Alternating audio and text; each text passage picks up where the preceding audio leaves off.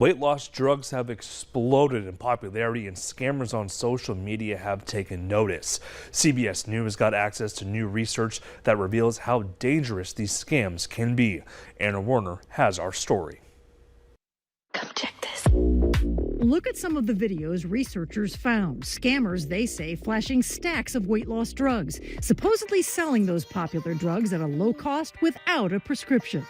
Sometimes using people's testimonials. Hey guys, I'm doing my first Mounjaro shot. Along with before and after photos showing fabulous results. One video featuring a supposed customer's comment, "Great product, fast shipping, and I lost 16 pounds already."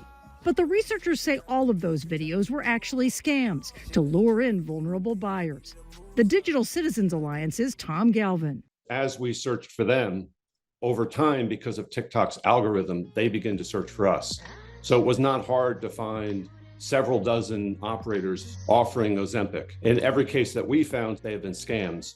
Galvin says he had dozens of online chats with sellers, some claiming to be legitimate pharmacies, offering to ship Ozempic, Mounjaro, and Wegovy. The alleged scammers accepted payments through online services like Zelle, PayPal, and Venmo, but the researchers say they never received any products. TikTok told us in response it has removed accounts in the report that violated its guidelines. The company says it proactively identifies 95% of the content it removes for violating its rules against drugs and scams in the U.S. But Galvin says consumers who are duped by ads can be harmed in a number of ways. One is that you'll be defrauded. Two is that you'll get drugs and they'll be counterfeit and be harmful.